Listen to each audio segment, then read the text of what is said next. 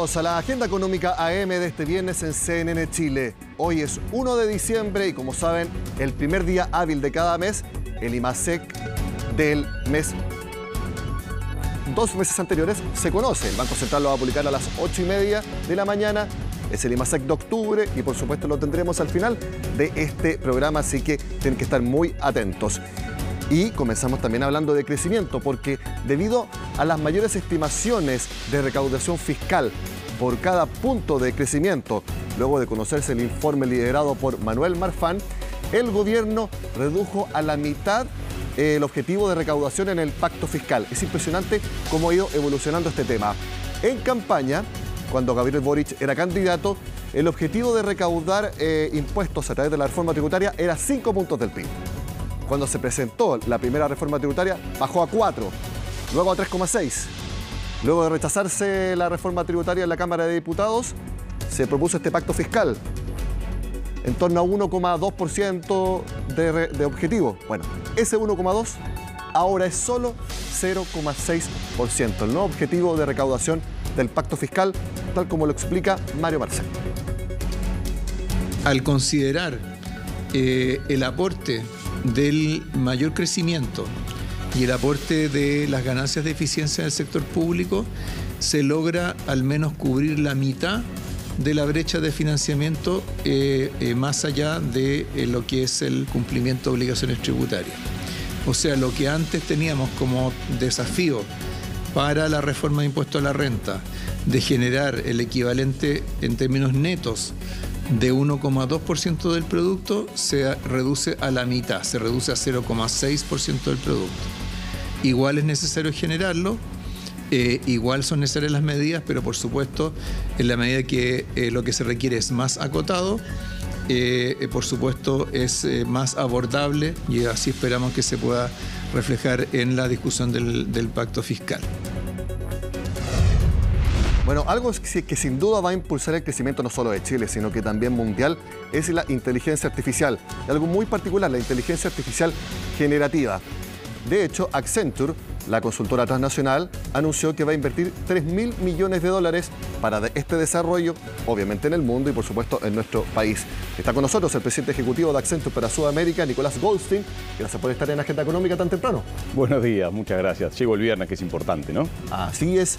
$3.000 millones para inteligencia artificial generativa. Las personas pueden haber escuchado ese concepto. ¿Cómo lo podemos definir?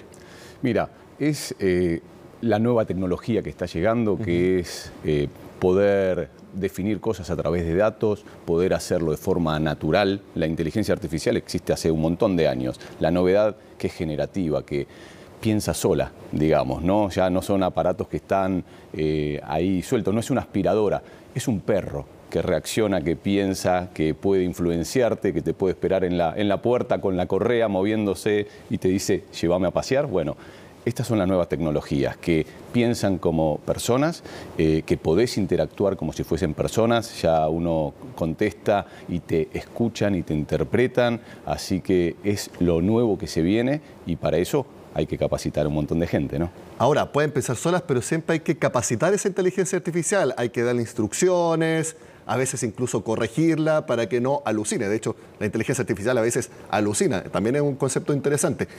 Uno tiene que darle directrices y así va sacando conclusiones propias. Bien, así empezó y lo que está evolucionando es que cada vez más saca conclusiones propias sin que uno le dé directrices. Entonces, ahí está hoy un poco la preocupación, ¿no? ¿Hasta dónde? Esto como las películas de ciencia ficción, va a venir Terminator y nos va a dominar, entonces hay mucha mística. También hay que ver cómo se usa, ¿no?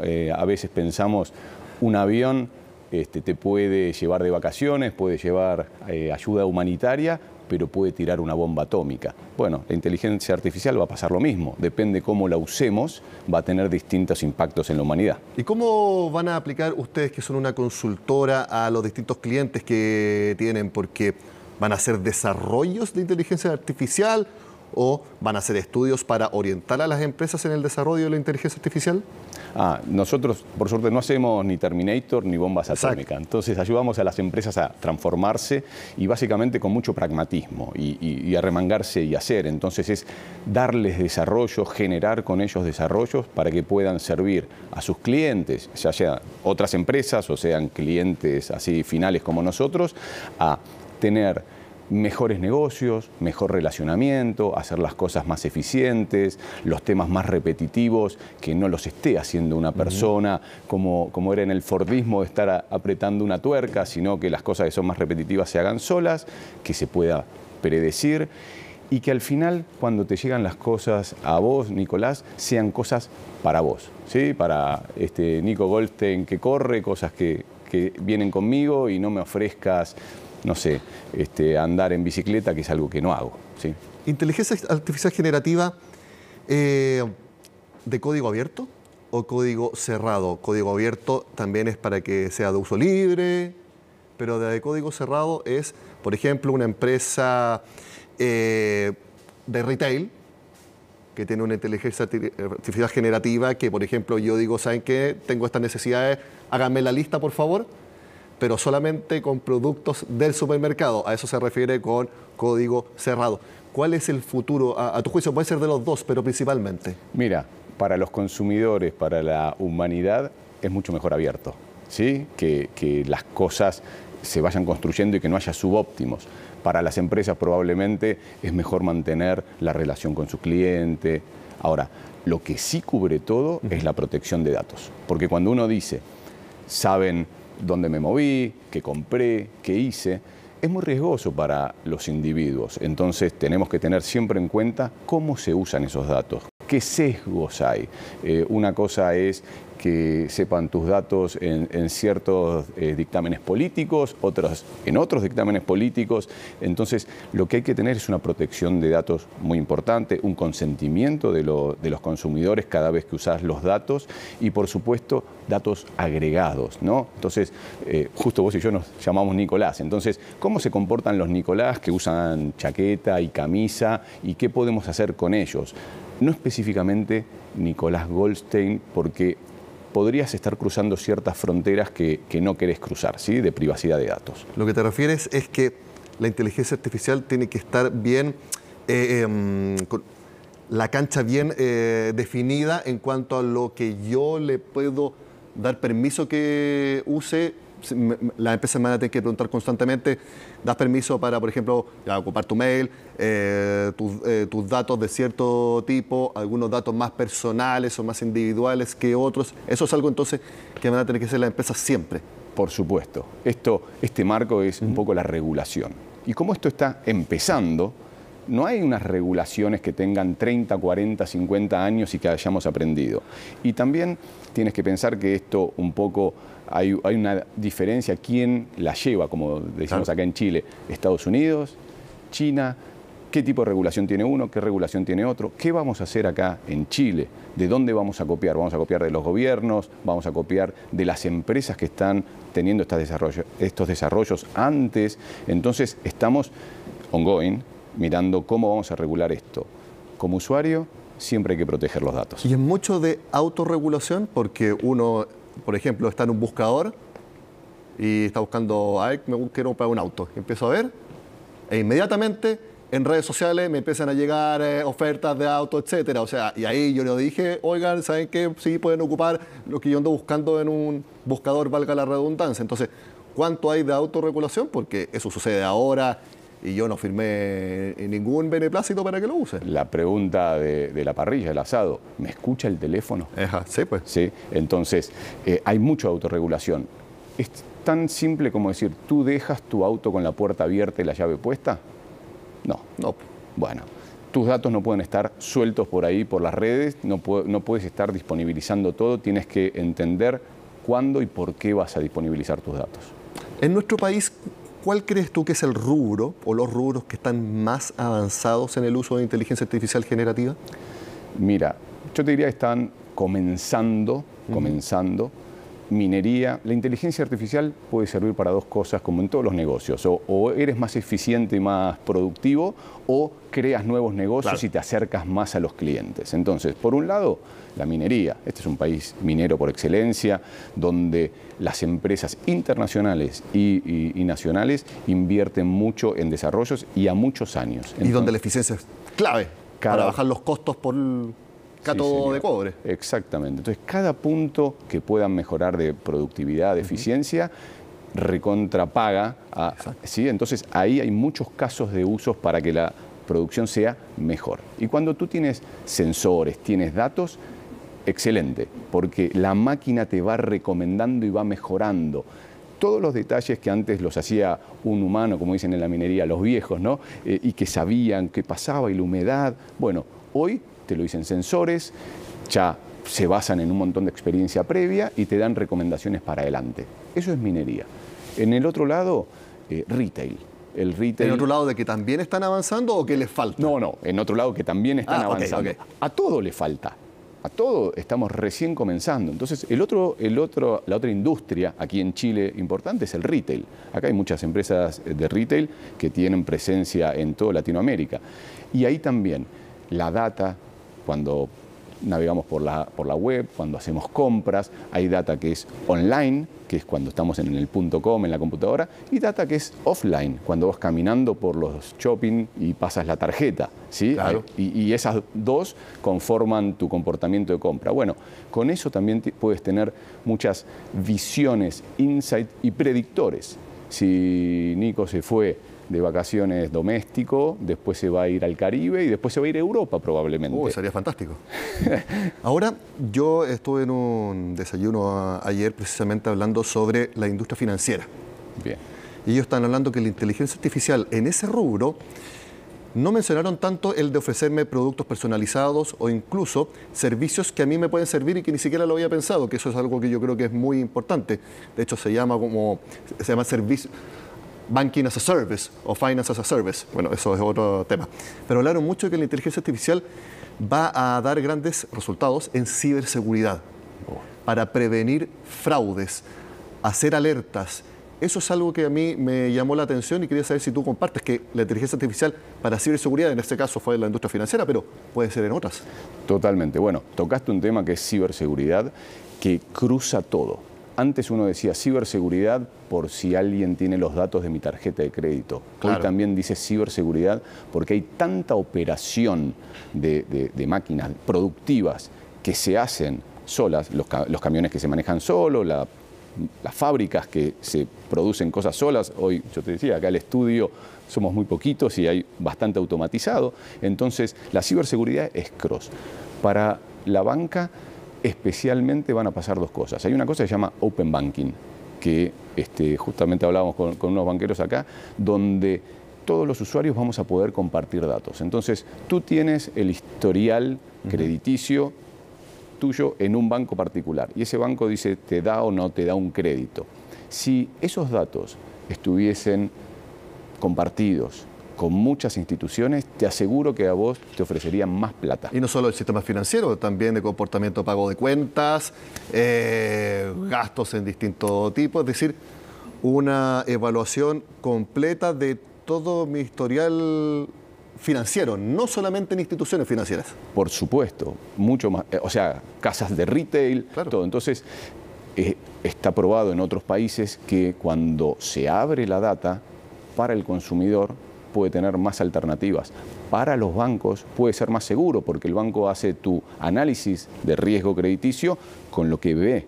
Si puede ver más cosas, va a ser mejor para el banco porque o te da más o te da menos, ¿sí? Entonces, pero claro, a veces es difícil compartir. Uno como usuario no quiere que cualquiera tenga los datos. Acá en Chile, de hecho, se ha querido avanzar tanto en la deuda consolidada, pero la información entre la banca y el retail, ambas operaciones financieras, no existen, no se comparte la información ahí.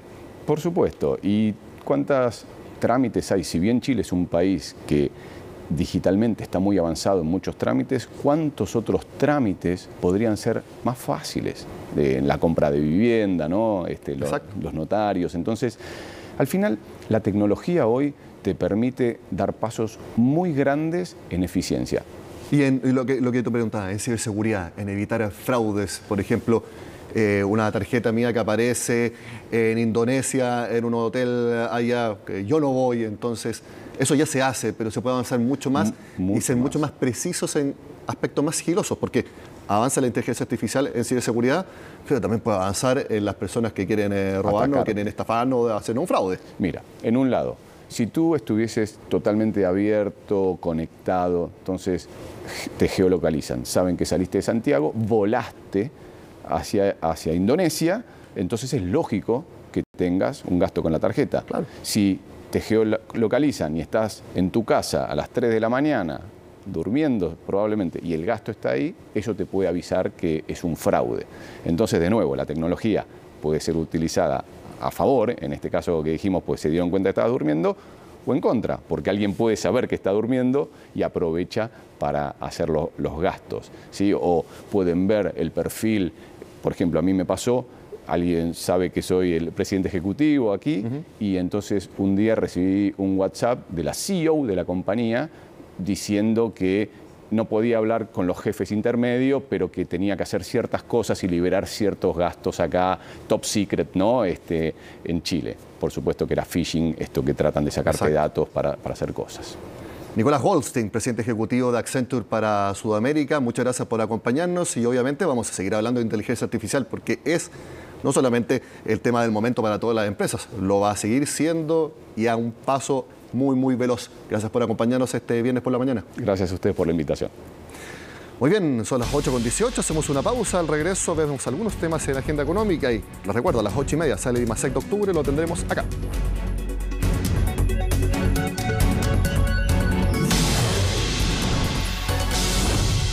Hay estimaciones que indican que luego de la ley corta para las ISAPRES, los precios base podrían casi duplicarse, subir 94%. Belén Saldías explica por qué.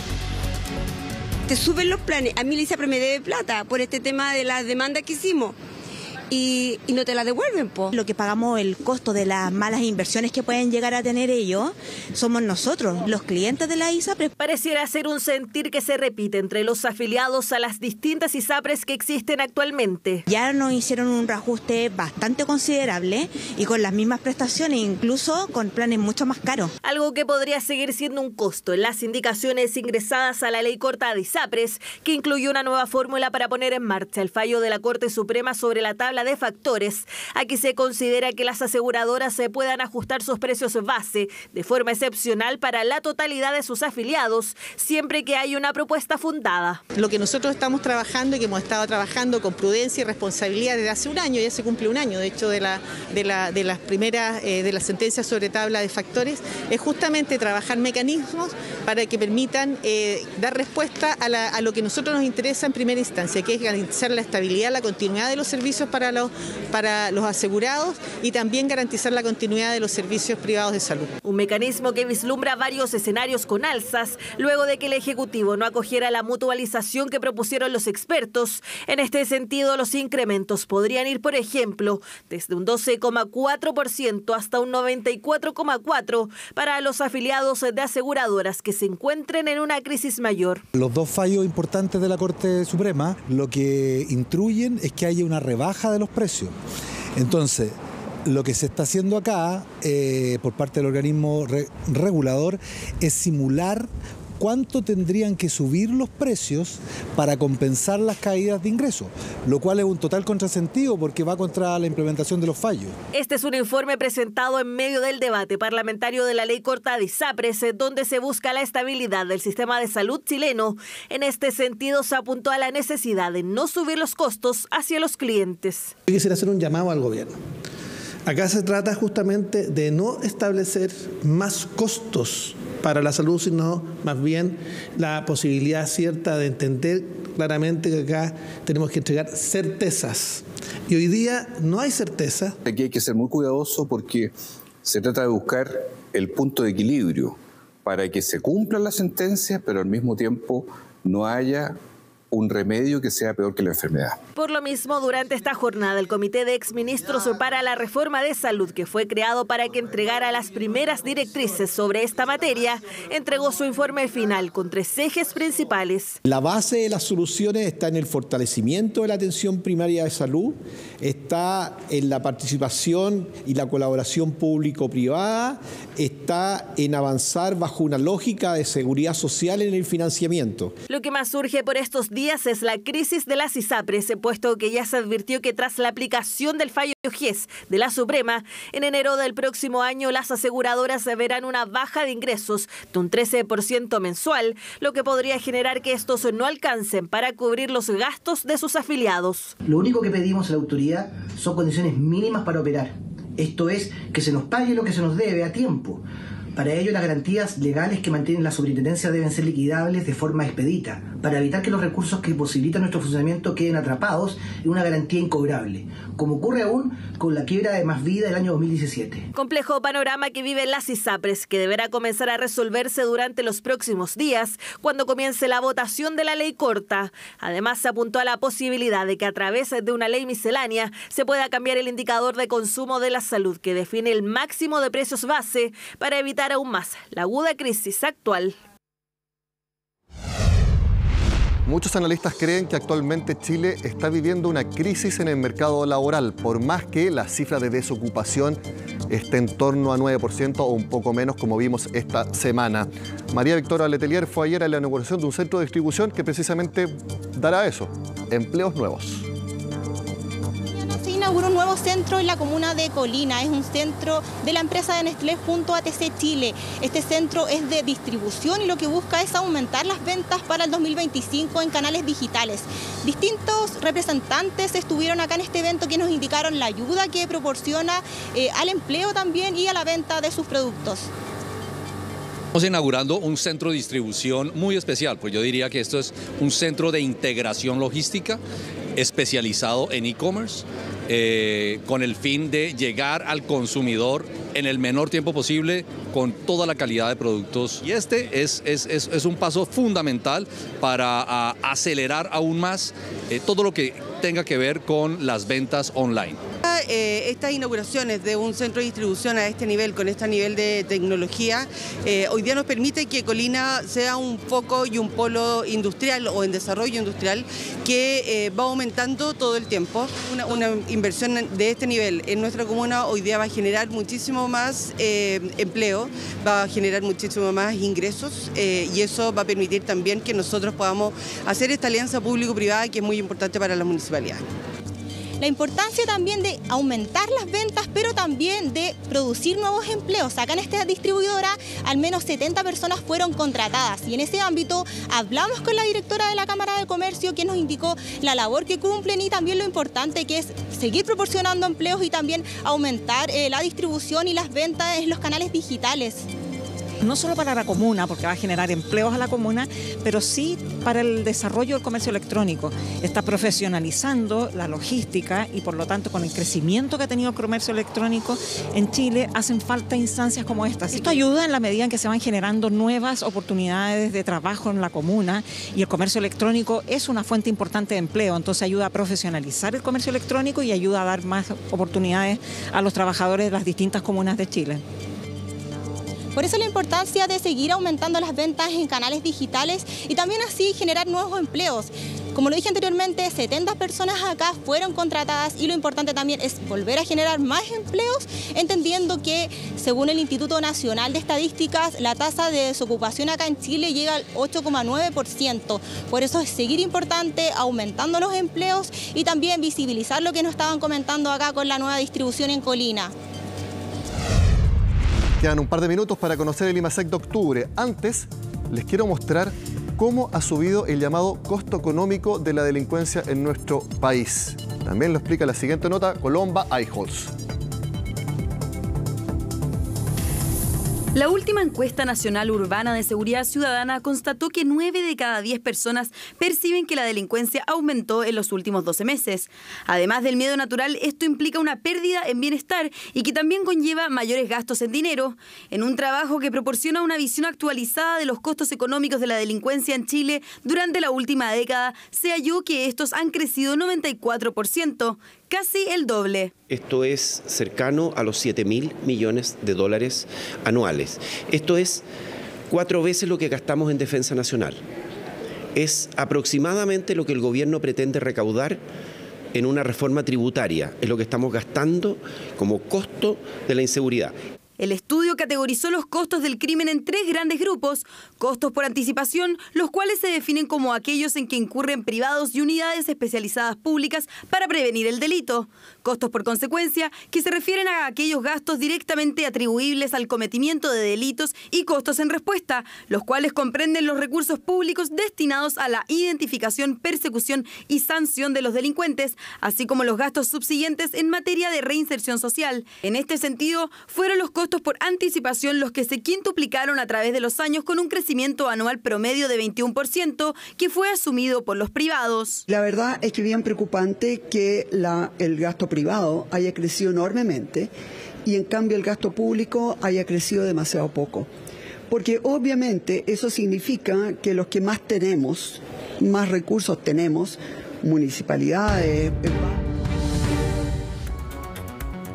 Veamos inmediatamente la página web del Banco Central, porque ya salió el IMASEC de octubre por debajo de lo que esperaba la mayoría del mercado. Veamos los números. De acuerdo a la información preliminar, el IMASEC de octubre creció 0,3% anual. Esto es en comparación de octubre de 2022. ¿Por qué les digo que está bajo lo que esperaba la mayoría del mercado? Lo veíamos en el programa de ayer. Algunos pensaban que podría crecer 1,2% anual, otros 0,7% anual. En cambio fue 0,3%. Hubo algunos por ahí que creían que podía caer 0,2%, no fue así. Subió el IMASEC de octubre anualmente 0,3%. Muy modesta cifra para la comparación anual. Pero muy importante, ustedes lo saben, es la comparación de octubre respecto a septiembre, un mes antes, lo que se conoce como serie desestacionalizada. La foto mucho más precisa del momento económico actual. ¿Y qué es lo que dice? Caída de 0,1%. ¿Qué es lo que podemos concluir así rápidamente? La economía nacional sigue estancada. Esa es la realidad y se lo mostramos en este preciso momento acá en Agenda Económica con la información de ahora.